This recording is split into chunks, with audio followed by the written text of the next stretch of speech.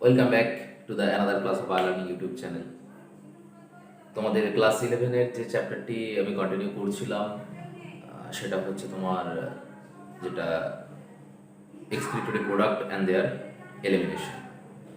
এই চ্যাপ্টারটা নিয়ে আমি তোমাদের অনেকগুলো ক্লাস করে ফেলেছি এবং বিগত ক্লাসে আমি যে জিনিসটা নিয়ে তোমাদের সাথে আলোচনা করেছিলাম সেটা জাস্ট একটু রিমাইন্ড করিয়ে দিই আমি জাস্ট। সেটা হচ্ছে নেফ্রনের বা বৃক্কের গঠনগত কার্যগত একক যেটা আছে নেফ্রন। নেফ্রনের আউটার স্ট্রাকচার বা নেফ্রন কীরকম দেখতে হয় সেই জায়গাটা নিয়ে আমি তোমাদের বলেছিলাম। তো আজকে আমি সেই পুরনো ক্লাসেরই রেস্ট ধরে তোমাদের জায়গাটায় যাব, যেটা আজকে আমাদের টপিক থাকবে, যেটা সেটা হচ্ছে তোমার হিস্টোলজি, মানে কলাস্থানিক গঠন যেটা পড়বো আমরা। নেফ্রনের কলাস্থানিক গঠন আমরা বাহ্যিক গঠনটা দেখেছি, দেখো পাশে ছবিটা আঁকা আছে, সেই বাহ্যিক গঠনটা আমরা দেখেছিলাম। এবার আমরা অভ্যন্তরীণ গঠনটা দেখব এবং সেখান থেকে আমি তোমাদের জাস্ট একটু রিমাইন্ড করিয়ে দেবো যে আমাদের নেফ্রনের আমরা কী কী পার্ট আমরা পেয়েছিলাম বা কোন কোন অংশগুলো আমরা পেয়েছিলাম, সেগুলো যদি আমরা জাস্ট ছোট্ট করে একটু দেখে নিই আমাদের পরের ক্লাসটা কন্টিনিউ করতে একটু সুবিধা হবে। তো প্রথমত আমরা চলে আসি, আমাদের দেখো পাশে যে ছবিটা আঁকা আছে এটা দেখতেই পাচ্ছ, একটা নেফ্রনের ছবি। এই নেফ্রনের তোমার যে অংশটা বলা হয়েছিল যে মাথা দিকে যে অংশটা থাকে সেটা হচ্ছে তোমার কি টোটাল মাথার দিকে, মানে বৃক্কীয় নালিকার আগে পর্যন্ত এই অংশটাকে আমি মান করেছিলাম কি না ম্যালপিজিয়ান কর্পাসেল বলে। ম্যালপিজিয়ান ম্যালপিজিয়ান ম্যালপিজিয়ান কর্পাসেল বা কণিকা, ম্যালপিজিয়ান কণিকা। আচ্ছা, নালীর মতো অংশ যেটা ছিল সেটাকে বলা হয়েছিল কি, তাহলে নালীর মতো অংশ আপু এখান থেকে শুরু করে এই পর্যন্ত, তাহলে এই নালীর মতো অংশটাকে বলা হয়েছিল বৃক্কীয় নালিকা বা রেনাল টিউবিউল। বৃক্কীয় নালিকা, বৃক্কীয় নালিকা। আর লাস্ট একদম যেটা ছিল সেটাকে বলা হয়েছিল কি সংগ্রাহী নালিকা। যদিও তোমাদের বই এটা আলাদা আলাদা করে ভাগ করেনি, আমি আলাদা করেই ভাগ করে দেখিয়েছিলাম। কারণ সংগ্রাহী নালিকাটাকে আলাদা করে ভাগ করেছিলাম কারণ হচ্ছে সংগ্রাহী নালিকা নেফ্রনের পার্টের মধ্যে অবশ্যই নালীর মধ্যে একটা অংশ। কারণ এখানে দেখতে পাচ্ছ এই কাটা কাটা অংশগুলো, সেখানে কি হচ্ছে অন্যান্য এসে নেফ্রনের ডিসিটি যেটা দূরবর্তী সংবর্ত নালিকা সেটা মিলিত হয়েছে। তাহলে একটি নিউরনের একটি মাত্র সংবর্ত নালিকা থাকে না, সংগ্রাহী নালিকা থাকে না, সেখানে একাধিক নিউরনের একটি মাত্র সংগ্রাহী নালিকা থাকে। তো সেই জন্যই আমি এটাকে টোটালি আলাদা করে দিয়েছিলাম। এবং দেখো এই প্রত্যেকটা এখানে যে আমি ছবিটা এঁকেছি, এখানে আমি একটা নেফ্রনকে জুড়ে দেখিয়েছি, এখানে কিন্তু দেখো আরো অনেকগুলো জায়গা আছে, 1 2 3 4 5, মানে আরো 5টা নেফ্রন কিন্তু জুড়ছে। এবং এই নালিকাটা গাছের মতো আর কি, ব্রাঞ্চগুলো থেকে নেফ্রনের বৃক্কীয় নালিকাগুলো এসে যুক্ত হয়। তো সেই জন্যই আমি সংগ্রাহী নালিকাটাকে আলাদা করে তোমাদের দেখিয়েছিলাম। এবার এই সংগ্রাহী নালিকার সাথে সাথে আরো আমরা কয়েকটা জিনিস যেটা দেখতে পেয়েছিলাম, সেটা হচ্ছে দেখো প্রথমেই যেটা দেখতে পেয়েছিলাম বোম্যান্স ক্যাপসুল, এই তোমার ম্যালপিজিয়ান কর্পাসেলের মধ্যে এটাকে বলা হয়েছিল অন্তর্মুখী ধমনিকা বা অ্যাফারেন্ট আর্টারিয়াল, আর এটা হচ্ছে বহির্মুখী ধমনিকা। তাহলে এটা ভেতরে ঢুকছিল আর এটা বাইরে থেকে বেরোচ্ছিল। তাহলে এটা হচ্ছে অন্তর্মুখী ধমনিকা। দিয়ে এখানে কি সৃষ্টি করলো, গ্লোমেরিউলাস, তাই তো? এখানে সৃষ্টি করেছিল গ্লোমেরিউলাস। আর তার আশপাশের যে লেয়ারটা ছিল সেটাকে হচ্ছে বোম্যান্স ক্যাপসুল। আমি এটাকে আগের দিন দেখিয়েছিলাম তোমার আগের ক্লাসে, বোম্যান্স ক্যাপসুল। এবার বোম্যান্স ক্যাপসুলের পর আস্তে আস্তে যে নালীটা নামছে সেই নালীটাকে বলা হয়েছিল আপ টু কোথা পর্যন্ত, আপ টু হেনরি লুপ পর্যন্ত বা হেনরি লুপের আগে পর্যন্ত। সেই নালীটাকে বলা হয়েছিল পিসিটি, প্রক্সিমাল কনভলিউটেড টিবিউল। তারপর এটাকে বলা হয়েছিল কি হেনলিস লুপ বা loop of Henle, Henley loop of Henle বা হেনলি লুপ বলা হয়েছিল অংশটা। হেনলি লুপের পর থেকে সংগ্রাহী নালিকা পর্যন্ত বা কালেক্টিং টিউবিউল পর্যন্ত জায়গাটাকে বলা হয়েছিল ডিসিটি, ডিজিটাল কনভলিউটেড টিউবিউলস। তাহলে দেখো এই টোটাল পার্টগুলো নিয়ে আমার কি তৈরি হয়েছিল, এই সমস্ত পার্টগুলো নিয়ে আমার নেফ্রনটা গঠিত হয়েছিল। এবার এই নেফ্রনের আমাকে কি পড়তে হবে, কলাস্থানিক গঠন। দেখো আমি এখানে পয়েন্ট করেছি বা আমাদের আজকের ক্লাসের টপিক হচ্ছে হিস্টোলজি অফ নেফ্রন। তাহলে হিস্টোলজি অফ নেফ্রন বলতে গেলে আমাকে মেনলি যেটা করতে হবে সেটা হচ্ছে এই ম্যালপিজিয়ান কর্পাসেল বা ম্যালপিজিয়ান কণিকা যেটা আছে, এই ম্যালপিজিয়ান কণিকাটা প্রথমে আগে পড়বো। এবং মেনলি হিস্টোলজির মধ্যে এই জায়গাটাই হচ্ছে সবথেকে মোস্ট ইম্পর্টেন্ট পার্ট, যে এই জায়গাটা কি থাকে বা এই জায়গাটা কিরকম।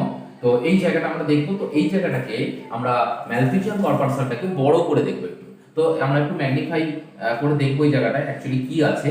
তাহলে চলো আমরা একদম ম্যাগনিফাই করে দেখি যে অ্যাকচুয়ালি ম্যালপিজিয়ান কর্পাসেলটা কি নিয়ে গঠিত বা এর কি কি লেয়ার আছে কি ধারা, সেই জায়গাগুলো আমরা কিন্তু আজকের ক্লাসের মধ্যে দেখবো এবং বাদ বাকি যে অংশগুলো আছে সেইগুলো আমরা আস্তে আস্তে সবগুলোই আমরা দেখে নেবো। তো মোটামুটি চলো আমরা কলাস্থানিক গঠনের মধ্যে ঢুকি, ম্যালপিজিয়ান কর্পাসেলের ছবিটা আঁকি, এঁকে তার পার্টগুলোকে আমরা ডিসকাস করি, বা কতগুলো লেয়ার আছে কি কি সেই লেয়ারগুলোকে আমরা ডিসকাস করি। তো চলো আমরা দেখে নিই। দেখো এখানে আমি একটা ম্যালপিজিয়ান কর্পাসেলের ছবি আলাদা করে এঁকে নিয়েছি। তাহলে ম্যালপিজিয়ান কর্পাসেলটাকে যেহেতু আমরা পড়তে চলেছি, তাহলে আমি এখানটা ছবি এঁকে নিয়েছি। প্রথমতই যে জায়গাগুলো আমরা দেখতে পাচ্ছি, দেখো ম্যালপিজিয়ান কর্পাসেল বা ম্যালপিজিয়ান কণিকা হলো তোমার মস্তক অংশ, লেফটনের বলতে পারি আমরা। সেখানে কি হয়েছে না, একটি ধমনীকে প্রবেশ করেছে, যেটাকে বলা হচ্ছে তোমার কি, তাহলে এটা ভেতর দিকে প্রবেশ করছে এবং এটা হচ্ছে তোমার কি বাইরের দিকে বেরিয়ে আসছে। তাহলে এখান থেকে আমি খুব সহজেই বলতে পারি এটাকে বলা হচ্ছে অন্তর্মুখী ধমনিকা। তাহলে একদম প্রথম থেকে আমরা যদি বিষয়গুলোকে আরেকবার দেখে নিই, এটা হচ্ছে অন্তর্মুখী ধমনিকা, ভেতর দিকে যে ঢুকছে অন্তর্মুখী ধমনিকা, ধমনিকা। অন্যদিকে এটা বাইরের দিকে বেরিয়ে যাচ্ছে, তাহলে এটাকে বলা হচ্ছে তোমার বহির্মুখী ধমনিকা, বহির্মুখী ধমনিকা, ধমনিকা, বহির্মুখী ধমনিকা। এবার অন্তর্মুখী ধমনিকা তোমার বোম্যান্স ক্যাপসুলের ভেতরে প্রবেশ করেছে, এটা আমরা খুব ভালো করেই জানি, এটাকে বোম্যান্স ক্যাপসুল বলে, Bowman's capsule, Bowman's, Bowman's capsule. তাহলে বোম্যান্স ক্যাপসুলের ভেতরে প্রবেশ করে অসংখ্য জালক সৃষ্টি করেছে। এবং শুধু তাই নয়, অন্তর্মুখী ধমনিকা ভেতরে ঢোকার সময় দেখো অনেকগুলো শাখায় বিভক্ত হয়েছে, আবার যখন বহির্মুখী ধমনিকা যখন বেরিয়ে যাচ্ছে তখন শাখাগুলো আবার যুক্ত হয়েছে। এই ছবিটাকে যদি আরো একটু ক্ল্যারিফাই করি আমি, আরো যদি আমি একটু ক্লিয়ার করে আঁকি, তাহলে দেখো অন্তর্মুখী ধমনিকা তোমার কি হলো, এটা তোমার অন্তর্মুখী ধমনিকা, এই অন্তর্মুখী ধমনিকা এটা ছিল একটা নালী। এবার এইটা আস্তে আস্তে কি হচ্ছে, অনেকগুলো শাখায় বিভক্ত হচ্ছে, দেখো এইভাবে কি যে শাখান্বিত হয়েছে, অনেকগুলো শাখায় বিভক্ত হলো। তাহলে বিভক্ত হয়ে ভেতরে তোমার নালী তৈরি করলো, তারপরে এগুলো তোমার আস্তে আস্তে কি হচ্ছে, এই নালীগুলো তৈরি করার পর সেগুলো দেখো অনেকগুলো ভাগে ভাগ হলো। তাহলে এটা ভেতরে ঢুকছে, অন্তর্মুখী ধমনিকা ভেতর দিকে ঢুকলো। আবার একইভাবে যখন বাইরের দিকে যখন নালীটা বেরিয়ে আসছে, তাহলে বাইরের দিকে যখন নালীটা বের হচ্ছে, বের থেকে এই নালীগুলো আবার পুনরায় জালক তৈরি করছে, তাহলে মাঝখানে তৈরি করলো, এটা অন্তর্মুখী ধমনিকা ভেতরে ঢুকলো, ঢোকার পর এখানে তৈরি হলো জালক, যেটাকে বলা হচ্ছে কি গ্লোমেরিউলাস, গ্লোমেরিউলাস, গ্লোমেরিউলাস তৈরি করার পর সেটা আবার কি হচ্ছে, পুনরায় দেখো আবার যুক্ত হয়ে একটা কমন নালী তৈরি করছে, সেটা আবার যুক্ত হয়ে একটা কমন নালী তৈরি করছে, এবং সেগুলো কি হবে, পারস্পরিকভাবে জুড়বে, তাই তো। তাহলে পারস্পরিকভাবে জুড়ে দেখো আবার বাইরের দিকে বেরিয়ে আসছে। তাহলে এটা হচ্ছে বহির্মুখী ধমনিকা। তাহলে অন্তর্মুখী ধমনিকা ভেতরে প্রবেশ করলো, প্রবেশ করার পর সেটা কি করছে না, গ্লোমেরুলাস সৃষ্টি করলো, গ্লোমেরুলাস সৃষ্টি করার পর নালীগুলো আবার কি হচ্ছে, নালীগুলো আবার জুড়ে যাচ্ছে, জুড়ে গিয়ে আবার একটা কমন নালী তৈরি করে বহির্মুখী ধমনিকা। তাহলে এটা অন্তর্মুখী ধমনিকা এবং এটা বহির্মুখী ধমনিকা হয়ে বাইরে বেরিয়ে আসছে। তাহলে দেখো এই ছবিটাই আমি এখানে বড় করে একটু জাস্ট দেখিয়েছি। এবার এখানে প্রশ্ন হচ্ছে যে অন্তর্মুখী ধমনিকা এবং বহির্মুখী ধমনিকা, এটা তো গেলই। এবার এই জায়গাটাকে পুরোটাকে বলা হচ্ছে কি ম্যালপিজিয়ান কর্পাসেল, সেটা অন্তর্মুখী ধমনিকা, বহির্মুখী ধমনিকা, গ্লোমেরুলাস এবং বোম্যান্স ক্যাপসুল, সবগুলো নিয়ে হচ্ছে তোমার কি ম্যালপিজিয়ান কণিকা। ম্যালপিজিয়ান কণিকা তোমার যদি দেখি, এটা অবস্থান করে কোথায়, বৃক্কের কর্টেক্স অঞ্চলে, এবং এদের ব্যাস কত, 200 মাইক্রন, তাই তো। তাহলে ম্যালপিজিয়ান কণিকা অবস্থান কোথায়, পজিশনটা হচ্ছে কর্টেক্স রিজিয়ন, তাহলে পজিশন হচ্ছে কর্টেক্স রিজিয়ন, কর্টেক্স অঞ্চলে, কর্টেক্স রিজিয়নে থাকবে। আর এর ব্যাস কত, এর রেডিয়াস হচ্ছে তোমার 200 মাইক্রন, 200 মাইক্রন। তাহলে এটাই অবস্থান করলো ম্যালপিজিয়ান কণিকা কোথায় না, বৃক্কের কর্টেক্স অঞ্চলে, এর ব্যাস হচ্ছে তোমার 200 মাইক্রন। এবার অন্তর্মুখী ধমনিকা কোথা থেকে সৃষ্টি হয় না, অন্তর্মুখী ধমনিকা বৃক্কের ভেতরে প্রবেশ করলো, অন্তর্মুখী ধমনিকা সৃষ্টি হচ্ছে কোথা থেকে না, রেনাল আর্টারি বা বৃক্কীয় ধমনী বা রেনাল ধমনী থেকে তৈরি হয়। রেনাল ধমনী একটি শাখা, তোমার কি হচ্ছে, রেনাল ধমনীর একটি শাখা অন্তর্মুখী ধমনিকা নাম নিয়ে, তাহলে কি হলো, রেনাল আর্টারি বা রেনাল ধমনীর একটি শাখা অন্তর্মুখী ধমনিকা নাম নিয়ে বিভিন্ন অনেকগুলো ক্ষুদ্র ক্ষুদ্র নলাকার অংশে বিভক্ত হলো, এবং নলাকার অংশে বিভক্ত হয়ে তোমার কি করছে, গ্লোমেরুলাসে প্রবেশ করেছে, প্রবেশ করে তোমার 0.5 মিলিমিটার দৈর্ঘ্য বিশিষ্ট, তাহলে এখানে কটা নালী তৈরি হচ্ছে, 0.5 মিলিমিটার, তাহলে লেন্থ কত, 0.5 মিলিমিটার দৈর্ঘ্য বিশিষ্ট লেন্থ, এটা লেন্থ 0.5 মিলিমিটার দৈর্ঘ্য বিশিষ্ট 50টি সূক্ষ্ম নালী তৈরি করবে, 50টি নালী বা টিউব তৈরি করছে। তাহলে এখানে অন্তর্মুখী ধমনিকা ঢুকলো এবং এই যে নালীগুলো দেখতে পাচ্ছ এটা হচ্ছে 50টি টিউব আছে। প্রথমে কি হবে, 50টি ভাগে ভাগ হবে, দিয়ে আবার 50টি জুড়ে একটি বহির্মুখী ধমনিকা হয়ে বাইরে বেরিয়ে আসবে। তাহলে দিয়ে 50টি নালী এবং প্রত্যেকটা নালীর দৈর্ঘ্য কত বলা হচ্ছে 0.5 মিলিমিটার, তাই তো। 0.5 মিলিমিটার দৈর্ঘ্য বিশিষ্ট 50টি নালী তৈরি করে গ্লোমেরুলাস সৃষ্টি করলো। গ্লোমেরুলাস সৃষ্টি করার পর বহির্মুখী ধমনিকা রূপে বেরিয়ে আসছে। এবং এই বহির্মুখী ধমনিকা কার সঙ্গে গিয়ে মিশছে না, বহির্মুখী ধমনিকা তোমার মিশছে হচ্ছে বৃক্কীয় শিরা বা রেনাল শিরার সঙ্গে। রেনাল শিরা বা বৃক্কীয় শিরার সঙ্গে গিয়ে এটা মিশে যাচ্ছে। ওকে, তাহলে অন্তর্মুখী ধমনিকা কার অংশ না, রেনাল ধমনির একটা অংশ হচ্ছে অন্তর্মুখী ধমনিকা, আর বহির্মুখী ধমনিকা যুক্ত হচ্ছে তোমার রেনাল শিরার সঙ্গে, যেটা আমি দেখাবো পরে ছবিতে আমি দেখাচ্ছি যে কোন জায়গা থেকে তৈরি হচ্ছে আর কোথায় গিয়ে জুড়ছে। এবার আমরা চলে আসি আমাদের দুটো পার্ট। তাহলে গ্লোমেরুলাস তৈরি হয়ে গেছে, প্রত্যেকটা 50টি নালী থাকে, কিন্তু নালীগুলো কেউ কোনোভাবে কারোর সঙ্গে ইন্টারলিঙ্কড হয়ে থাকবে না, মানে মাঝখানে কত ইন্টারনাল লিঙ্ক থাকবে না। সাপোজ মনে করো কি রকম বিষয়টা, ধরো এই একটা নালী, ধরো এই একটা নালী আছে, এই একটা নালী তৈরি হলো, এখান থেকে আরো নালী তৈরি হয়েছে, তাই তো। এই নালীগুলো যখন যাবে একই সাথে নিজেরাই যাবে, কেউ কারোর সঙ্গে পাশাপাশি থাকতে পারে, প্যাচ করতে পারে, কিন্তু কখনোই দুটো নালী কখনোই ইন্টারকানেক্টেড, এইভাবে ইন্টারকানেক্টেড কখনোই হবে না। তাহলে মনে করো নালীগুলো এইভাবে ইন্টারকানেক্টেড, বা এইভাবে অন্য একটা নালীর সঙ্গে আবার কি হয়ে গেল, অন্য একটা নালীর সঙ্গে আবার কানেক্ট হয়ে গেল। তাহলে এইভাবে কখনোই ইন্টারকানেক্টেড হবে না। ওকে, তাহলে নালীগুলো একে অপরের সঙ্গে যুক্ত হবে না, তাই তো।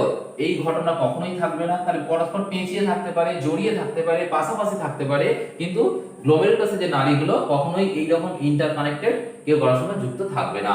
মানে এখান থেকে শুরু হলো, এখানে গিয়ে জুড়ে গিয়ে একটা নালী তৈরি করে বেরিয়ে যাবে। তাহলে এই হচ্ছে তোমার কি গ্লোমেরুলাস।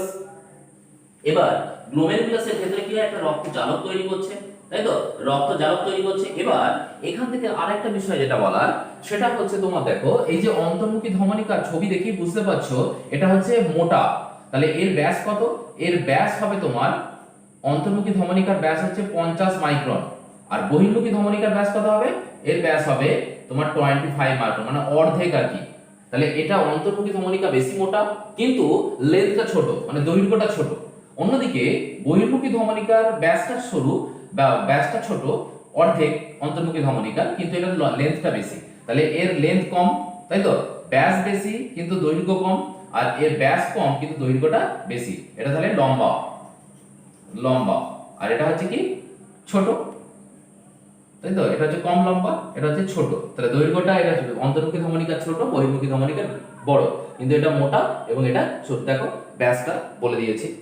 এবার অন্তর্মুখী ধমনিকা, বহির্মুখী ধমনিকা এগুলো মিলে তোমার কি হচ্ছে, পুরো গ্লোমেরুলাসটা তৈরি হচ্ছে। এবার আস্তে আস্তে তোমার এই হলো গ্লোমেরুলাস। তাহলে গ্লোমেরুলাসের কাজ কি না, গ্লোমেরুলাসের এই জায়গাটা এখানে বলা হচ্ছে কি গ্লোমেরুলাস, এটাকে পয়েন্ট করে দিলাম, গ্লোমেরুলাস, গ্লোমেরুলাস, গ্লোমেরুলাস। ওকে, গ্লোমেরুলাসের কাজ আমরা পরে আসবো, তবু আমি ছোট্ট করে বলে দিই, এটা আলট্রা ফিল্ট্রেশন বা পড়া পরিস্রাবক হিসেবে কাজ করে, পড়া পরিস্রাবক। ওকে, পড়া পরিস্রাবক হিসেবে কাজ করে, পড়া পরিস্রাবক, যেটা আমি পরে বোঝাবো এটা কি। এই পড়া পরিস্রাবক, পরিস্রাবক বা যেটাকে বলা হয় ultra filtration, ultra filtration, filtration.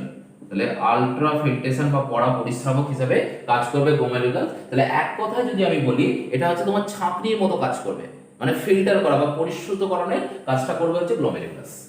তাহলে গ্লোমেরুলাসটা মোটামুটি হয়ে গেল। এবার গ্লোমেরুলাসের বাইরে কে রয়েছে, বোম্যান্স ক্যাপসুল। তাহলে গ্লোমেরুলাসের বাইরে হচ্ছে তোমার যেটা আছে তাকে বলা হয় বোম্যান্স ক্যাপসুল। এবং দেখতেই পাচ্ছ তোমার বোম্যান্স ক্যাপসুল তোমার একটু মোটা প্রাচীর, বোম্যান্স ক্যাপসুল একটু হচ্ছে মোটা প্রাচীর বিশিষ্ট স্তর। এই স্তরে দুটো দিক আছে, যেটা গ্লোমেরুলাসের দিকে থাকে সেটাকে বলা হচ্ছে তোমার ভিসেরাল স্তর, আর যেটা বাইরের দিকে থাকে সেটাকে বলা হচ্ছে প্যারাইটাল স্তর। তাহলে দেখি বুঝতে পারছো এটা বাইরের দিক, তাহলে এইটা হচ্ছে কি এই স্তর, এটা হচ্ছে কি হবে তোমার প্যারাইটাল স্তর। তাহলে এই স্তরটাকে বলছি আমি প্যারাইটাল, পরিধির দিকে আছে প্যারাইটাল, প্যারাইটাল স্তর, প্যারাইটাল স্তর। আর ভেতরের দিকে যে লেয়ারটা আছে সেটাকে বলা হচ্ছে ভিসেরাল স্তর, যেটা গ্লোমেরুলাসের দিকে আছে সেটাকে বলা হচ্ছে ভিসেরাল, ভেতরের দিকে ভিসেরাল স্তর। তাহলে বাইরের দিকে যেটা থাকবে সেটাকে বলা হচ্ছে প্যারাইটাল বা পরিধির দিকে, আর ভেতরের দিকে যে লেয়ারটা আছে সেটাকে বলা হচ্ছে ভিসেরাল, কারণ এটা মোটা একটা প্রাচীর। এবার এই প্যারাইটাল স্তরে কোয়ামাস এপিথেলিয়ামের কোষ থাকে। তাহলে প্যারাইটাল স্তরে কি থাকে না রক্তজালকপূর্ণ কোয়ামাস এপিথেলিয়াম তুমি পাবে এখানে। ওকে, তাহলে রক্তজালকপূর্ণ বা রক্তজালকের এপিথেলিয়াম বা কোয়ামাস এপিথেলিয়াম, তাহলে এটাকে বলা হচ্ছে কি, এই জায়গাগুলোকে বলা হচ্ছে রক্তজালকের এপিথেলিয়াম। রক্তজালকের এপিথেলিয়াম, এপিথেলিয়াম। এবং এখানে কি থাকে কোয়ামাস কোষ, কোয়ামাস কোষ থাকে। ওকে, এবার দেখো, এবার আমরা চলে আসি সেটা হচ্ছে বাইরের যে প্যারাইটাল স্তর পেলে এই প্যারাইটাল স্তরের আর আলাদা করে সেরকম কোনো ভাগ নেই, কিন্তু যেটা ভিসেরাল স্তর আছে এই স্তরটি আবার তিনটি লেয়ারে বিভক্ত।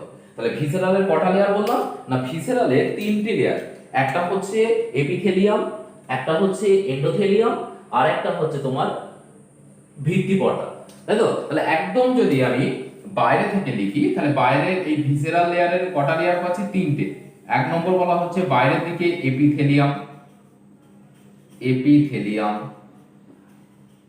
দু নম্বর হচ্ছে মধ্য পর্দা বা মিডল লেয়ার, মধ্য পর্দা। আর তিন নম্বর হচ্ছে ভেতরের দিকে এন্ডোথেলিয়াম, এন্ডোথেলিয়াম। তাহলে এই গেল হচ্ছে তোমার কার ভিসেরাল স্তর একটু মোটা প্রাচীর বিশিষ্ট হয়, যার বাইরের দিকের অংশটাকে বলা হচ্ছে এপিথেলিয়াম, ভেতরেরটা হচ্ছে এন্ডোথেলিয়াম, এন্ডোথেলিয়াম, আর মাঝখানেরটাকে বলা হচ্ছে মধ্য পর্দা বা মিডল লেয়ার। এবার তাহলে স্যার প্রশ্ন আসছে যে কোনটা এপিথেলিয়াম আর কোনটা এন্ডোথেলিয়াম, তাহলে ভেতরের দিক কোনটা বাইরের দিক কোনটা? তাহলে যেটা গ্লোমেরুলাসের দিকে আছে সেটা হচ্ছে তোমার কি, সেটা হচ্ছে ভেতরের এই বাইরের দিক। গ্লোমেরুলাসের দিকে যেটা, কারণ এটা ভেতরের দিক হিসেবে মতো, কারণ এটা বহিঃপর্দার ভেতরের অংশ। তাহলে প্যারাইটাল স্তরের দিকে যেটা থাকবে তাহলে এই দিকটা হচ্ছে তোমার কি ভেতরের দিক, আর গ্লোমেরুলাসের দিকে যেটা থাকবে সেটা হচ্ছে বাইরের দিক। তাহলে এই দিকটায় থাকবে তোমার কি, এই দিকটা থাকবে এপিথেলিয়াম, এদিকে থাকবে এন্ডোথেলিয়াম, আর এখানে মাঝের যে পোরশনটা সেটাকে বলবো আমরা কি না ভিত্তি পর্দা বা মধ্য পর্দা। এবার দেখো তোমার এপিথেলিয়াম যে লেয়ারটা আছে, এপিথেলিয়ামের কোষগুলি তুলনামূলকভাবে কিছুটা বড় হয়, তাই তো? এপিথেলিয়ামের যে কোষগুলো আছে, এপিথেলিয়ামের কোষগুলো আমরা যদি দেখি তাহলে এই জায়গায় যে কোষগুলো থাকবে সেই কোষগুলো সামান্য কিছুটা বড় হয়, তাই তো? এই কোষগুলো কিছুটা বড় আকারের হয়ে থাকে, এই যে দেখো। তাহলে এটা এপিথেলিয়াম, এপিথেলিয়ামের কোষগুলো কিছুটা বড় আকারের হয়, সেই কোষগুলোকে বলা হয় পোডোসাইট সেল।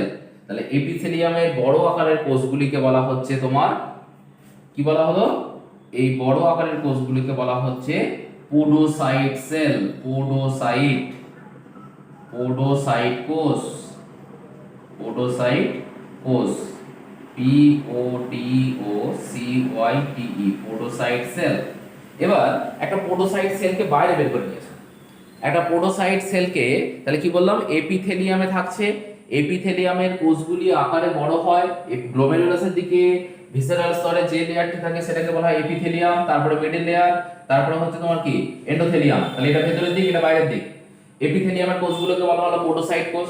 পোডোসাইট কোষগুলোকে যদি একটা তুমি ভালো করে লক্ষ্য করো তাহলে সেখানে দেখতে পাবে এই কোষটাকে আমি বাইরে বের করে নিয়ে আসি, তাহলে এই কোষটাকে আমি বাইরে বের করি, বাইরে বের করলে কি পাবো না, বাইরে বের করে একটু ভালো করে দেখি যে কোষটা অ্যাকচুয়ালি দেখতে কিরকম, আকারে তো বড় অবশ্যই, এবং এইটাকে ভালো করে দেখলে তুমি দেখতে পাবে এই কোষগুলো একটু বড় আকৃতির হয় এবং কোষগুলোর মাঝ থেকে ছোট ছোট আঙ্গুলের মতো প্রবর্ধক, তাই তো? এরকম ছোট ছোট প্রবর্ধক নির্গত হয়, ঠিক আছে? তাহলে এই যে ছোট ছোট আঙ্গুলের মতো হয় এটা কি, এটা হচ্ছে তোমার পোডোসাইট সেল, তাই তো? পোডোসাইট সেলে আঙ্গুলের মতো ছোট ছোট উপবৃদ্ধি বা আউটগ্রোথ দেখতে পাওয়া যায়, যেটাকে বলা হয় পেডিসেল, পেডিসেল। তাহলে যে আঙুলের মতো প্রবর্ধক থাকে পোডোসাইট সেলে সেগুলোকে বলা হচ্ছে কি পেডিসেল। এবার এই পেডিসেলের মাঝ দিয়ে তোমার একটা করে কি বলবো ছাঁকনির মতো অংশ বা ঝিল্লি থাকে, তাই তো? যেগুলোকে বলা হয় স্লিট পোর। ওকে, পোডোসাইট সেলের তোমার পেডিসেলের মাঝখানে যে ফাঁকা স্থান পেডিসেল বা অ্যাকচুয়ালি তোমার এই যে পেডিসেলের মাঝে একটা করে কি থাকে গহ্বর থাকে বা ছাঁকনির মতো অংশ থাকে, সেগুলোকে বলা হয় তোমার পরিস্রাবক ঝিল্লি বা স্লিট পোর, স্লিট পোর। যেখান থেকে কি হয়, গ্লোমেরুলাসের পরিশ্রুত তরলটা তোমার ব্রোমান্স ক্যাপসুলে প্রবেশ করে। তাহলে এই জায়গাগুলোকে বলা হচ্ছে স্লিট পোর বা পরিস্রাবণ ছিদ্র। ওকে, বাংলা হচ্ছে পরিস্রাবণ ছিদ্র। পরিস্রাবণ ছিদ্র কার মধ্যে দিয়ে আছে না, পেডিসেলের মাঝে একটা তোমার ছাঁকনির মতো অংশ স্লিট পোর, যেটা পরিস্রাবণ ছিদ্র, সেগুলো কিন্তু অবস্থান করে। তাহলে দেখো এখান থেকে তাহলে সব জিনিসটা পেয়ে গেলে।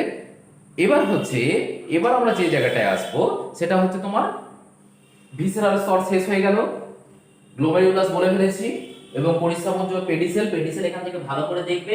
ওকে, এবার হচ্ছে এই যে স্লিট পোরটা তৈরি হয় বা পরিস্রাবণ ঝিল্লিটা তৈরি হয়, এই পরিস্রাবণ ছিদ্রের মধ্য দিয়ে পরিস্রাবণ ঝিল্লি তৈরি করে। এই পরিস্রাবণ ঝিল্লি কি কি নিয়ে গঠিত হয়? তাহলে পরিস্রাবণ ছিদ্রের মধ্যে একটা ঝিল্লি বা একটা ছাঁকনির মতো অংশ থাকে। তাহলে এই পরিস্রাবণ ঝিল্লিটা কি দিয়ে তৈরি হচ্ছে? তাহলে এখানে চলে এসো, পরিস্রাবণ, আমি আর ছবি আঁকবো না, পরিস্রাবণ খালি কোষগুলোর নাম বলে দেবো। পরিস্রাবণ ঝিল্লির কোন কোন পার্ট বা কি কি নিয়ে পরিস্রাবণ ঝিল্লি গঠিত হচ্ছে, যেখানে পরিস্রাবণ ছিদ্র আছে। এখানে যদি আমি বলি পরিস্রাবণ ঝিল্লি কি কি নিয়ে তৈরি হচ্ছে, সেটা হচ্ছে রক্তনালীর অন্তরাবরণী স্তর, কারণ এখানে রক্তনালীর যে এপিথেলিয়াম বলেছিলাম, এখানেও রক্তনালীর এপিথেলিয়াম ভেতরের প্রাচীরও আছে। তাহলে রক্তনালীর এক নম্বর কি থাকে, রক্তনালীর অন্তরাবরণী স্তর থাকবে।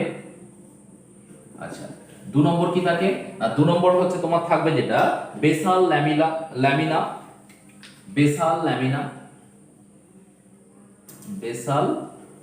ল্যামিনা থাকে। আর কে থাকবে? তিন নম্বর বেসাল ল্যামিনা, রক্তনালীর অন্তরাবরণী কোষ এবং বোম্যান্স ক্যাপসুলের ভিসেরাল স্তর, তাই তো?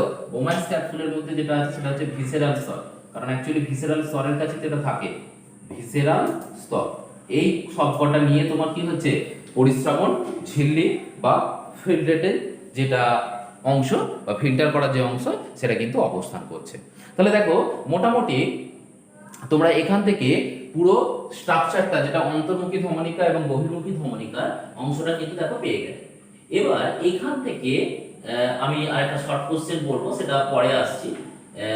আর এখানে দেখো বাকি কিছু রইলো না। এবার কি হচ্ছে, এবার কাজটা, এবার অ্যাকচুয়ালি আসতে হবে আমার কি, গ্লোমেরুলাস বোম্যান্স ক্যাপসুলের কাজটা বা ম্যালপিজিয়ান কর্পাসেলের কাজটা। অ্যাকচুয়ালি ম্যালপিজিয়ান কর্পাসেল যে কাজটা করে সেটা হচ্ছে তোমার কি আলট্রা ফিল্ট্রেশন বা পরা পরিস্রাবক হিসেবে কাজ করে বা পরা পরিস্রাবক হিসেবে কাজ করে। এবার এই আলট্রা ফিল্ট্রেশন বা পরা পরিস্রাবক, আমি ছোট করে কাজটা বলে দিই।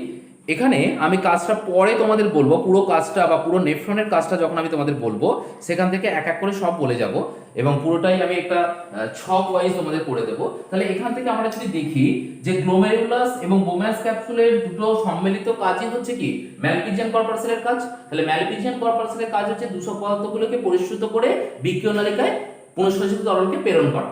তাহলে গ্লোমেরুলাস কি কাজ করে, এখানে অলরেডি বলেই দিয়েছে আমি, পরা পরিস্রাবক বা আলট্রা ফিল্ট্রেশন বা ফিল্ট্রেটিং এজেন্ট হিসেবে কাজ করে।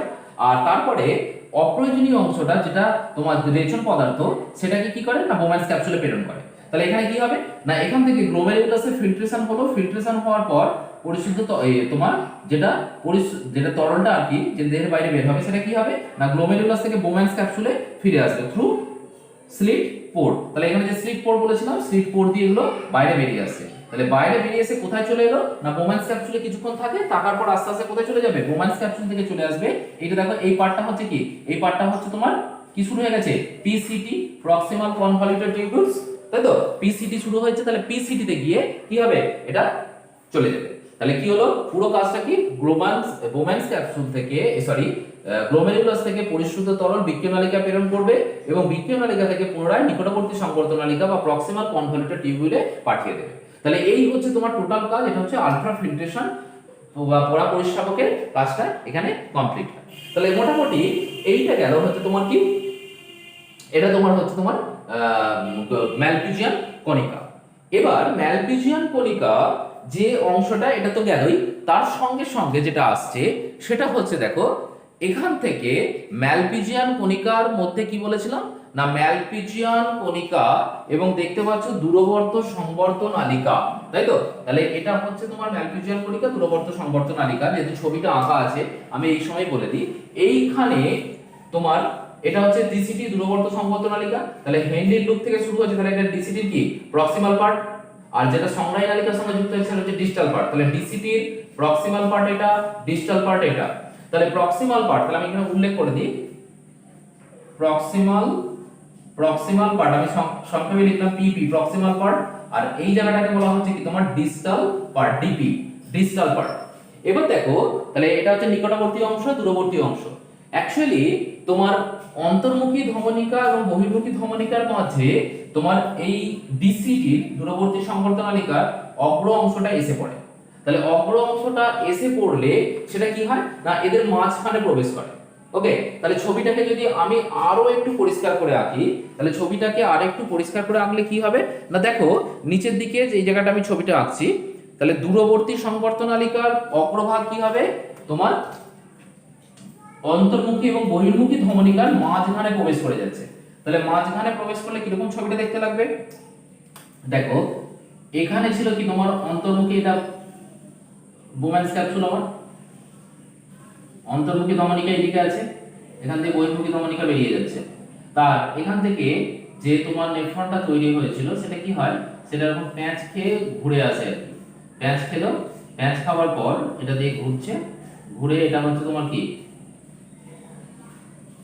এটা হচ্ছে তোমার হেনরি লুপ। হেনরি লুপ থেকে হয়ে তাহলে এটা আরো সামনে যায় আর কি, হেনরি লুপ থেকে হয়ে অ্যাকচুয়ালি আমার ছবিটা আঁকা একটু ভুল হচ্ছে, এটা দিয়ে যদি আমি আঁকি তাহলে সুবিধা হবে বেশি। এটা গেল এবং এখান থেকে প্যাঁচ খাচ্ছে, প্যাঁচ খেয়ে এটা হচ্ছে তোমার হেনরি লুপ, এটা হেনরি লুপ তৈরি করলো। এই হেনরি লুপ থেকে হয়ে কি হয় এইখান দিয়ে চলে যায়, ঠিক আছে। তাহলে এইখান দিয়ে এসে কি হচ্ছে ঢুকে যাচ্ছে, এখান দিয়ে এসে ঢুকলো, তাহলে কি হলো এই জায়গাটায় তোমার দেখো দুটো নালীর মাঝখানে চলে এসেছে, আর এরপরে গিয়ে কি হচ্ছে সংগ্রাহী নালিকার সঙ্গে যুক্ত হচ্ছে, তাহলে এটা সংগ্রাহী নালিকার সঙ্গে যুক্ত হচ্ছে। তাহলে দেখো একটা অন্তর্মুখী ধমনিকা, একটা বহির্মুখী ধমনিকা, তাহলে অন্তর্মুখী বহির্মুখী ধমনিকার সামনে কে চলে এসেছে, তাহলে অন্তর্মুখী ধমনিকা এবং বহির্মুখী ধমনিকার মাঝখান দিয়ে ঢুকে গেছে তোমার কে না, যেটা হচ্ছে তোমার কি বলবো ডিসিটির অগ্রভাগ, ডিসিটির অগ্রভাগ ঢুকেছে। যদি এটা পশ্চাৎ ভাগের কাছাকাছি চলে এসেছে তাহলে এটাকে আর একটু বড় করো, তাহলে আমাদের বুঝতে আরো সুবিধা হবে। তাহলে এটা হচ্ছে তোমার ডিসিটি, তাহলে ডিসিটি এবার ঠিক আছে, দেখো এটা সংগ্রাহী নালিকা, তাহলে ডিসিটির এই পার্টটা এখানে চলে এসেছে। এবার অন্তর্মুখী ধমনিকা এবং বহির্মুখী ধমনিকার এই পার্টটা, এই জায়গাটাকে যদি আমি দেখি তাহলে এটা হলো অন্তর্মুখী ধমনিকা, এটা হচ্ছে তোমার বহির্মুখী ধমনিকা, আর এটা হচ্ছে তোমার ডিসিটি। তাহলে ডিসিটি অন্তর্মুখী ধমনিকা বহির্মুখী ধমনিকার মাঝখানে ঢুকে গেল। তাহলে ছবিটা কিরকম দেখতে লাগবে, ধরো মনে করো তোমার এই যে দুটো স্ট্রাকচার তোমরা দেখতে পাচ্ছ, এই দুটো স্ট্রাকচারের মধ্যে দেখো এখানে কি আছে, এটা হচ্ছে অন্তর্মুখী ধমনিকা, এটা বহির্মুখী ধমনিকা, আর তাদের মাঝখানে কি ডিসিটি এখানে ঢুকে গেছে। তাহলে কিভাবে থাকবে, এইভাবে অবস্থান করছে। তুমি যদি এটাকে ক্রস সেকশন করো, ক্রস সেকশন করলে দেখতে পাবে কি একদিকে অন্তর্মুখী ধমনিকা, একদিকে বহির্মুখী ধমনিকা, আর মাঝখানে চলে এসেছে তোমার কে, মাঝখানে চলে আসবে ডিসিটি। তাহলে এইখান থেকে এই ছবিটাই আমরা আঁকবো, এটাকে আমরা ক্রস সেকশন করব। ক্রস সেকশন করলে কি দেখতে পাবো সেটাই দেখবো, এবং এই যে গঠনটা, এই গঠনটাকে বলা হয় জাক্সটা গ্লোমেরুলার অ্যাপারেটাস, বা যেটাকে বলা হচ্ছে কি জে জি এ, জাক্সটা গ্লোমেরুলার অ্যাপারেটাস। এটা 2 মার্কসের একটা কোশ্চেন পড়ে, জাক্সটা গ্লোমেরুলার অ্যাপারেটাস কি 2 মার্কসের কোশ্চেন পড়ে, সেটাই আমি বলবো। তো চলো একদম 2 নম্বরের মতো করে কিভাবে বলা যায় সেটাকেই আমরা একটু দেখে নিই। তাহলে এবার দেখো তো ছবিটা ক্লিয়ার হয়েছে কিনা। ছবিটা দেখো আগে থেকে আরেকটু স্পষ্ট করে আঁকা হলো, এখানে খুব সুন্দরভাবে আমি বুঝতে পারছি, কারণ দেখো অলরেডি আমার পয়েন্ট করাই আছে। এটা হচ্ছে অন্তর্মুখী ধমনিকা, এটা হচ্ছে তোমার বহির্মুখী ধমনিকা, আর তাদের মাঝে কে চলে এসেছে, এটা হচ্ছে তোমার ডিসিটি, তাই তো। এটা হচ্ছে তোমার ডিসিটি দূরবর্তী সংবর্ধ নালিকা, বলেছিলাম না অন্তর্মুখী ধমনিকা এবং বহির্মুখী ধমনিকার মাঝখানে ডিসিটি ঢুকে যায়। তাহলে এখন দুটোর মাঝখানে ঢুকে আছে, এবং ডিসিটির কোন অংশ, ডিসিটির তাই তো নিকটবর্তী বা প্রক্সিমাল পার্ট, ডিসিটি এর সম্মুখ অংশ, বা যেটা হেনরি লুপ থেকে তৈরি হয়েছে, ডিসিটির সম্মুখ অংশ, সম্মুখ ভাগ তোমার এদের মাঝখানে চলে এলো। ফলে যে স্ট্রাকচারটা তৈরি হচ্ছে, এই পুরো স্ট্রাকচারটাকে বলা হচ্ছে জাক্সটা গ্লোমেরুলার অ্যাপারেটাস। তাহলে কি বলা হচ্ছে, জাক্সটা, জে ইউ এক্স টি এ, জাক্সটা গ্লোমেরুলার অ্যাপারেটাস, জাক্সটা গ্লোমেরুলার অ্যাপারেটাস, সংক্ষেপে বলা হয় জে জি এ। জাক্সটা গ্লোমেরুলার অ্যাপারেটাস। কি বললাম, এটা 2 মার্কসের কোশ্চেন পড়ে, যেহেতু গ্লোমেরুলার সন্নিহিত যন্ত্র, বাংলায় বলা হয় এটাকে গ্লোমেরিউলার সন্নিহিত যন্ত্র বা জাক্সটা গ্লোমেরিউলার অ্যাপারেটাস। এবার এটা যদি কাটি আমরা, এটাকে যদি আমরা লম্বালম্বি ভাবে কাটি বা ক্রস সেকশন করি, তাহলে কি দেখতে পাবো? তাহলে ক্রস সেকশন করলে দেখো যে জায়গাটা আমরা দেখতে পাবো সেটা হচ্ছে এই রকম একটা পোরশন আমরা দেখতে পাবো। কি রকম না, তোমার এটা ছিল তোমার বোম্যান্স, তোমার কি বলে, এটা হচ্ছে তোমার বোম্যান্স ক্যাপসুল, এটা বোম্যান্স ক্যাপসুল ছিল। একদম আমি শর্ট ছবি আঁকছি, এটা বোম্যান্স ক্যাপসুল ছিল। তার ভেতরে কে ঢুকেছিল? তার ভেতরে ঢুকেছে অন্তর্মুখী ধমনিকা, তাই তো? অন্তর্মুখী ধমনিকা, এবং বেরিয়েছে হচ্ছে বহির্মুখী ধমনিকা। তাহলে এখান থেকে ঢুকেছে হচ্ছে অন্তর্মুখী ধমনিকা, তাহলে এটা হলো তোমার অন্তর্মুখী ধমনিকা। আর এখান থেকে বেরিয়েছে কে? বহির্মুখী ধমনিকা। তাহলে এখান থেকে বেরোলো হচ্ছে তোমার বহির্মুখী ধমনিকা। আর ভেতরে তোমার জালক তৈরি করেছে গ্লোমেরুলাস, তাই তো? তাহলে গ্লোমেরুলাস তৈরি করলো এই জায়গাটায়, গ্লোমেরুলাস। এবার এদের মাঝখানে কে? মাঝখানে ছিল হচ্ছে ডিসিটি। তাহলে ডিসিটি মাঝখানে থাকলে এদের মাঝে কে চলে আসবে? না, এদের মাঝখানে চলে আসবে তোমার এরকম একটা গোলাকার স্ট্রাকচার, যেটা হচ্ছে তোমার কি, যেটাকে বলা হচ্ছে ডিসিটি। তাহলে এটা হলো তোমার অন্তর্মুখী ধমনিকা, ভেতর দিকে ঢুকছে মার করলাম অন্তর্মুখী ধমনিকা, বাইরের দিকে বেরোচ্ছে বহির্মুখী ধমনিকা। আর এটা হয়ে যাচ্ছে তোমার ডিসিটি, কারণ হিসাব মতো সেই এই স্ট্রাকচারটাই পাওয়ার কথা ছিল আমার, তাই তো? এই স্ট্রাকচারটাই আমাদের পাওয়ার কথা ছিল। এবার দেখো এইটাকেই বলা হচ্ছে গ্লোমেরুলার সন্নিহিত যন্ত্র। আমি একদম সিম্পল ছবি আনলাম তোমাদের বোঝানোর জন্য। এবার এই ছবিগুলোর এতে তোমার জাক্সটা গ্লোমেরুলার অ্যাপারেটাসের ক্ষেত্রে 3 ধরনের কোষ লক্ষ্য করা যায়। কি কি না, যখন তুমি দেখবে অন্তর্মুখী ধমনিকা এবং বহির্মুখী ধমনিকার বহির্গাত্রে এক ধরনের কোষ থাকে, সেটা অন্তর্মুখী থাকবে এবং বহির্মুখী ধমনিকার বহির্গাত্রে, তাহলে এখানেও যেমন থাকে ঠিক এখানেও এই কোষগুলো কিন্তু অবস্থান করে। এই কোষগুলোকে বলা হয় জাক্সটা গ্লোমেরুলার কোষ। তাহলে এই কোষগুলোকে কি বলা হচ্ছে? না, এই কোষগুলোকে তোমার বলা হলো জাক্সটা গ্লোমেরুলার কোষ, জাক্সটা গ্লোমেরুলার জাক্সটা গ্লোমেরুলার কোষ। ওকে, তাহলে এই কোষটা হচ্ছে কি, অন্তর্মুখী এবং বহির্মুখী ধমনিকার বহির্গাত্রে যে কোষগুলো থাকছে সেগুলোকে বলা হচ্ছে জাক্সটা গ্লোমেরুলার কোষ। এবার জাক্সটা গ্লোমেরুলার কোষ, এটা তো 1 নম্বর কোষ গেল। এছাড়াও আরো 2 ধরনের কোষ থাকে। কি কি না, আরো 2 ধরনের কোষগুলি হচ্ছে ডিসিটির ভেতরে, বা যেটা তোমার দূরবর্তী সংবর্ত নালিকা, ডিসিটির ভেতরে কিছু কোষ থাকে। এই কোষগুলো উপরের দিক বরাবর, এই ধরনের কোষগুলোকে বলা হয় তোমার ম্যাকুলা ডেন্সা। তাহলে উপরের দিক পুরোটাই কোষ দ্বারা ভর্তি থাকে, কিন্তু উপরের দিকে যে কোষগুলো থাকে, উপরের দিকের কোষগুলোকে বলা হয় ম্যাকুলা ডেন্সা। তাহলে এগুলোকে বলা হচ্ছে ম্যাকুলা ডেন্সা। ওকে, ম্যাকুলা ডেন্সা। এবার এই ম্যাকুলা ডেন্সা গেল, তাহলে 2টো কোষ গেল, ম্যাকুলা ডেন্সা এবং তোমার জাক্সটা গ্লোমেরুলার কোষ। এছাড়াও আরো কিছু কোষ আমি দেখতে পাবো, সেগুলো কোথায় না, অন্তর্মুখী ধমনিকা, বহির্মুখী ধমনিকা এবং ডিসিটির মাঝে কিছু লম্বাটে ধরনের এই ধরনের কোষ কিছু আমরা দেখতে পাবো। এই রকমের কোষ কিছু আমরা দেখতে পাবো। এই কোষগুলোর নাম হচ্ছে লেসিস কোষ। তাহলে এই কোষগুলোকে কি বলা হচ্ছে? এই কোষগুলোকে বলা হচ্ছে লেসিস কোষ, লেসিস কোষ। তাহলে কি গেল, টোটাল দেখো স্ট্রাকচারটা আমি পেয়ে গেলাম। তাহলে কি কোষ থাকে? জাক্সটা গ্লোমেরুলার অ্যাপারেটাসে 3 ধরনের কোষ থাকে, সেটা হচ্ছে জাক্সটা গ্লোমেরুলার কোষ, ডিসিটির ভেতরে লেসিস কোষ, আর অন্তর্মুখী বহির্মুখী ধমনিকার মাঝে যেটা থাকে সেটা হচ্ছে ম্যাকুলা ডেন্সা। তাহলে এই হচ্ছে টোটাল তোমার 3 ধরনের কোষ।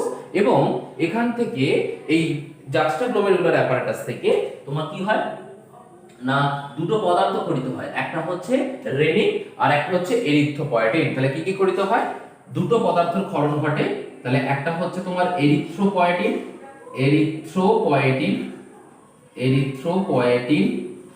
আর একটা কি হয়, আর একটা পদার্থ খরিত হয়, সেটা হচ্ছে রেনিন। তাহলে এই 2টো পদার্থ খরিত হচ্ছে কোথা থেকে? জাক্সটা গ্লোমেরুলার অ্যাপারেটাস থেকে। তাহলে দেখো টোটাল বিষয়টা আমার কি দাঁড়ালো, আমাকে যদি 2 নম্বরের পরে যে জাক্সটা গ্লোমেরুলার সন্নিহিত যন্ত্র বা জাক্সটা গ্লোমেরুলার অ্যাপারেটাস কি, তাহলে তখন আমাকে বলতে হবে যে অন্তর্মুখী ধমনিকা এবং বহির্মুখী ধমনিকা এবং তাদের মাঝখানে কে ঢুকে যায় না দূরবর্তী সংবর্ত নালিকা যে মিলন স্থল, সেই স্থানটা কি বলা হচ্ছে কি জাক্সটা গ্লোমেরুলার অ্যাপারেটাস বা সন্নিহিত যন্ত্র।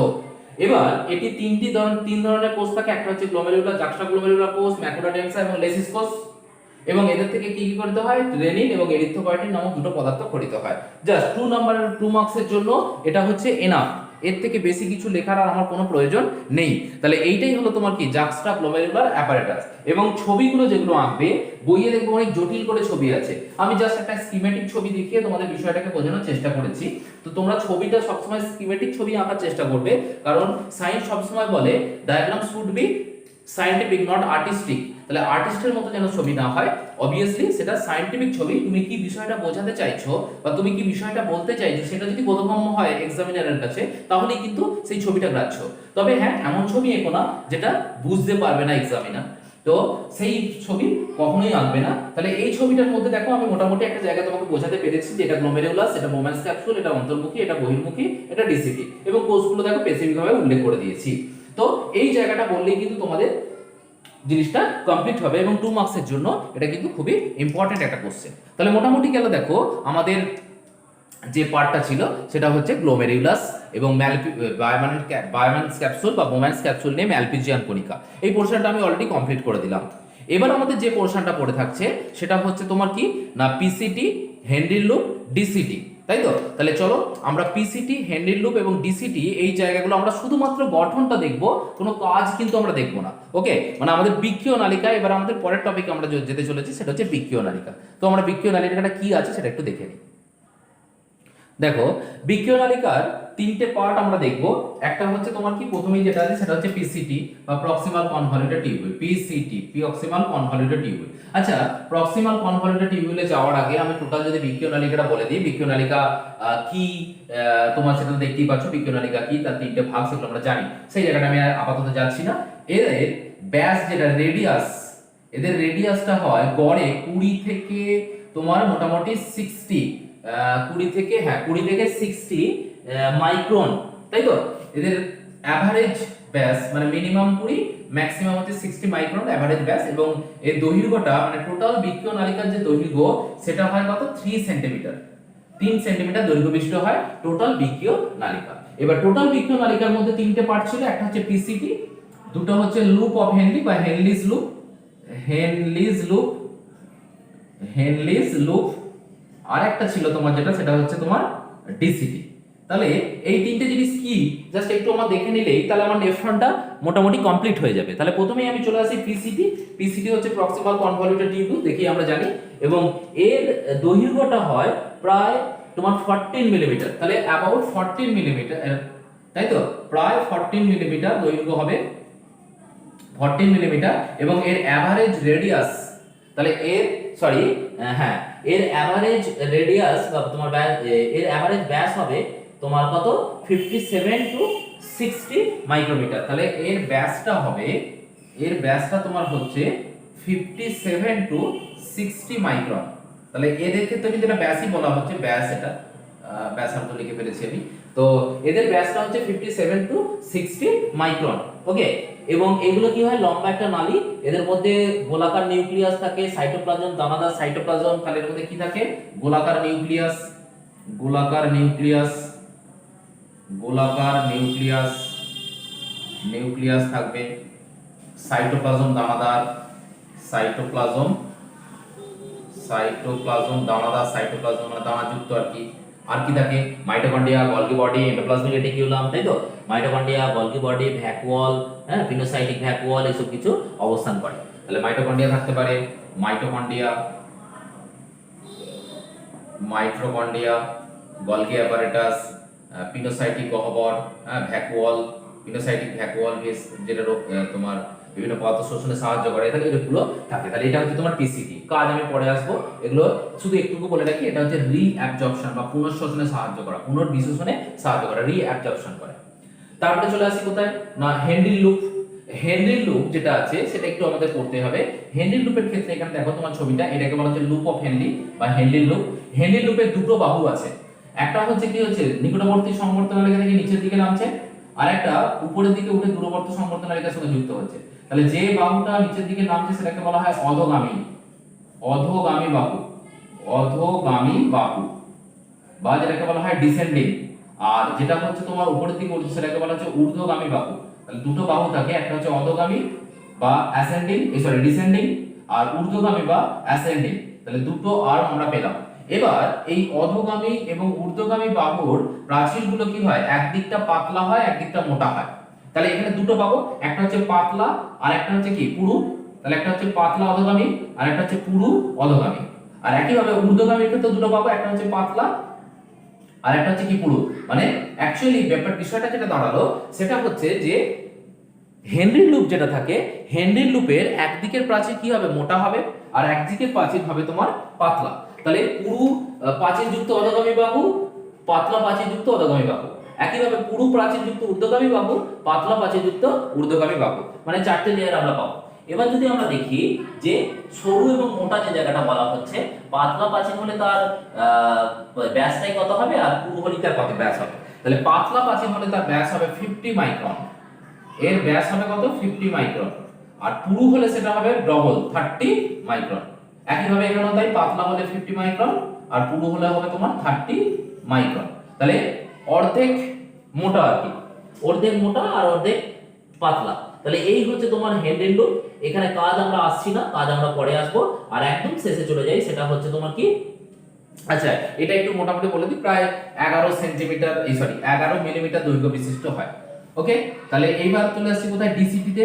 ডিসিপি কি না, ডিসিপিও হচ্ছে তোমার প্রায় তোমার এই দৈর্ঘ্যটা বলতে পারো তুমি 4.6 থেকে 5.2, 4.6 থেকে 5.2 মিলিমিটার।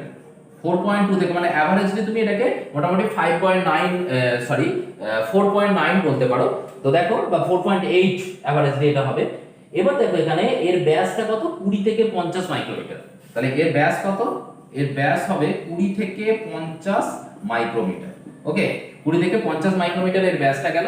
এবং এতে কি কি থাকে না, একেও বিভিন্ন ধরনের নিউক্লিয়াস ঘন সন্নিবিষ্ট হয়, তাই তো। ম্যাকুলা ডেন্সা কোষ থাকে, নিউক্লিয়াস ঘন সন্নিবিষ্ট, নিউক্লিয়াস ঘন সন্নিবিষ্ট মানে পাশাপাশি অবস্থান করে, ঘন সন্নিবিষ্ট নিউক্লিয়াস থাকবে, ঘন সন্নিবিষ্ট নিউক্লিয়াস। আচ্ছা, আরেকটা কোষ থাকে যেটা যেটা আগেই পেলে জাক্সটাগ্লোমেরুলার অ্যাপারেটাসে, এর ভেতরের দিকে ম্যাকুলা ডেন্সা নামক কোষ থাকে। এগুলো এরাও পরাপরিশ্রম, এই তো তোমার রিঅ্যাবজর্পশন বা পুনর্বিশেষণে সাহায্য করে। তাহলে দেখো মোটামুটি এগুলো হয়ে গেল কি তোমার পিসিটি, ডিসিটি এবং লুপ অফ হেনরি মানে বৃক্ক নালিকা কমপ্লিট। আর সংগ্রাহী নালিকা যেটা থাকে কালেক্টিং টিউবিউল, তাহলে সংগ্রাহী নালিকাকে বলা হচ্ছে কি collecting tubule, collecting COLLECTING collecting tubule. কারণ এই কি করে, সব জায়গা থেকে মূত্রগুলোকে বা পুনর্বিশেষিত তরলকে তোমার এইখানে গ্রহণ করে। তাহলে পুনর্বিশেষিত তরলটা সংগ্রাহী নালিকা যেটা থাকে সেটা হচ্ছে তোমার কি, সেটা হচ্ছে মূত্র। তাহলে পুনর্বিশেষিত তরল যেটা সংগ্রাহী নালিকা থাকে সেটাই হচ্ছে ইউরিন বা মূত্র। এগুলো কি হয় না, একটা গাছের মতো হয় আর কি। এগুলো এখানের সঙ্গে অনেক তোমার কে জুড়ে থাকে, অনেক সংগ্রাহী নালিকা যুক্ত থাকে। এবার দেখো এখান থেকে তোমার যে জায়গাটা আমি বলবো বলেছিলাম প্রথমেই, যে অন্তর্মুখী ধমনিকা বলেছিলাম কি, অন্তর্মুখী ধমনিকা তোমাকে বলেছিলাম রেনাল টিউব। আচ্ছা তার আগে আমি সংগ্রাহী নালিকাটা কমপ্লিট করে দিই, সংগ্রাহী নালিকাটা কমপ্লিট করি। কারণ যখন আমরা বৃক্কের পিরামিড অঞ্চল পড়েছিলাম, বৃক্কের পিরামিড অঞ্চল পড়তে গিয়ে আমরা দেখেছিলাম যে সংগ্রাহী নালিকা, অনেকগুলি সংগ্রাহী নালিকা একত্রিত হয়ে কি তৈরি করে না, অনেকগুলি সংগ্রাহী নালিকা একত্রিত হয়ে বেলেনি নালী তৈরি করে, তাই তো, বা ডাক্ট অফ বেরেলি। এবং বেরেলি নালীগুলো কি হয়, তাহলে সংগ্রাহী নালিকা, অসংখ্য সংগ্রাহী নালিকা যুক্ত হয়ে, সংগ্রাহী নালিকা, অসংখ্য সংগ্রাহী নালিকা যুক্ত হবে, যুক্ত হয়ে তো কি মেনি ইনফিনিটিভ, অসংখ্য সংগ্রাহী নালিকা যুক্ত হয়ে কি তৈরি করে, বেলিনির নালী, বেলিনির নালী, বেলিনির নালী। বেলিনির নালী কি করবে, বেলিনির নালী বেলিনির ছিদ্র দিয়ে, বেলিনির নালীর অগ্রপ্রান্তে যে ছিদ্র থাকে সেটাকে বলা হয় বেলিনির ছিদ্র। এই বেলিনির ছিদ্র দিয়ে কার সঙ্গে যুক্ত থাকে না, বেলিনির ছিদ্র দিয়ে রেনাল প্যাপিলায় উন্মুক্ত থাকে, রেনাল প্যাপিলা। মনে পড়ছে রেনাল প্যাপিলা, যেখানে মাইনর ক্যালিক্সের সাথে পিরামিড যুক্ত হয়েছিল, রেনাল প্যাপিলায় উন্মুক্ত থাকবে। তাহলে দেখো অনেকগুলি সংগ্রাহী নালিকা একত্রিত হয়ে একটি কমন নালী তৈরি করে যেটাকে বেরেনিন নালী। বেরেনিন নালী বেরেনিন ছিদ্রের মধ্য দিয়ে পিরামিডের সঙ্গে ক্যালিক্স, ছবিটা যদি একটু আঁকি তাহলে আমার কি ছিল, এটা ছিল আমার পিরামিড, তাই তো? তাহলে এটা ছিল আমার পিরামিড, আর এই জায়গাটা ছিল কি আমার মাইনর ক্যালিক্স। তাহলে এই জায়গায় একটা ছিদ্র ছিল যেটাকে কি বলা হয়েছিল, রেনাল প্যাপিলা। রেনাল প্যাপিলা, এই রেনাল প্যাপিলার সঙ্গে রেনাল প্যাপিলার সঙ্গে পিরামিড যুক্ত হয়েছিল। তাহলে দেখো এটা দেখা গেল না, এবার দেখো স্পষ্ট দেখা যাচ্ছে রেনাল প্যাপিলা কোথায় না, বলেছিলাম কি এটা হচ্ছে তোমার বৃক্ষীয় পিরামিড, এটা হচ্ছে মাইনর ক্যালিক্স। তাহলে কি পয়েন্ট করে দিই, এটা হচ্ছে রেনাল পিরামিড, আর এটা হচ্ছে তোমার কি মাইনর ক্যালিক্স। তাহলে মাইনর ক্যালিক্স এবং রেনাল পিরামিডের মাঝে যে ছিদ্র যেটা যুক্ত হয়েছে সেটাকে বলা হচ্ছে রেনাল প্যাপিলা। তাহলে কর্টেক্স অঞ্চল থেকে সংগ্রাহী নালিকাগুলো এখানে এলো, একত্রিত হলো, দিয়ে একটা কমন নালী তৈরি করলো যেটাকে বলা হচ্ছে বেরেনিন নালী। এই যে বেরেনিন নালী একটা ছিদ্র দিয়ে উন্মুক্ত থাকলো যেটাকে বলা হচ্ছে বেরেনিন ছিদ্র। কোথায় উন্মুক্ত থাকছে, রেনাল প্যাপিলা। তাহলে মুদ্রাটা এইভাবে আস্তে আস্তে তোমার কোথায় চলে এলো, মাইনর ক্যালিক্স থেকে আস্তে আস্তে মেজর ক্যালিক্সে চলে যাবে। তাহলে দেখো মোটামুটি আমি সংগ্রাহী নালিকা পর্যন্ত কমপ্লিট করলাম। পরের ক্লাসে, যেহেতু ক্লাসটাকে আমি আর লেন্দি করতে চাইছি না, যেহেতু অন্তর্মুখী ধমনিকা কোথা থেকে সৃষ্টি হয়েছিল যেটা একটু বলেছি, তোমার রেনাল ধমনী থেকে। বহির্মুখী ধমনিকা তোমার রেনাল শিরার সঙ্গে যুক্ত হয়েছিল, সেই জায়গাগুলো এটা কোথা থেকে এলো, কোথায় যাচ্ছে, হ্যাঁ এই জায়গাগুলো আমি পরের দিন ক্লাসে বলবো, যেহেতু আজকের ক্লাসটা আর বেশি বিস্তারিত করে লাভ নেই, ক্লাসটা অনেকটাই লেন্দি হয়ে গেছে। তো আমি আজকের ক্লাসটা এই পর্যন্তই থামিয়ে দিলাম। পরের ক্লাস থেকে আমরা তোমার, যেহেতু আমাদের আজকে মোটামুটি নেফ্রনের পুরো স্ট্রাকচারটাই আমি বলে দিয়েছি, বা নেফ্রনটা পুরোপুরি বলে দিয়েছি, আর কিছু আমার বাকি রইলো না, খালি বাকি রইলো শুধুমাত্র নেফ্রনের কাজ। আমি পরের ক্লাসে নেফ্রনের কাজটা আগে বলবো, কাজটা বলার পর এবং প্রত্যেকটা পার্টের কাজ বলে যাবো, ঠিক আছে? পিসিটির কাজ কি, হেনরি লুপের কাজ কি, ডিসিটির কাজ কি, গ্লোমেরুলাসের কাজ কি, বোমান্স ক্যাপসুলের কাজ কি। তাহলে এই কাজগুলো পুরোটাই আমি আস্তে আস্তে একটা স্টেপ বাই স্টেপ বলে যাবো, সেটা আমাদের পরের ক্লাসের জন্য রাখা থাকলো। আজকে আমরা শুধু হিস্টোলজি যেহেতু পড়ছিলাম তাই আমরা হিস্টোলজি পড়ে গেছি। তো আজকের ক্লাসটা আমি আর বেশি বিস্তারিত করছি না। That's all for the day. Have a nice day. Thank you.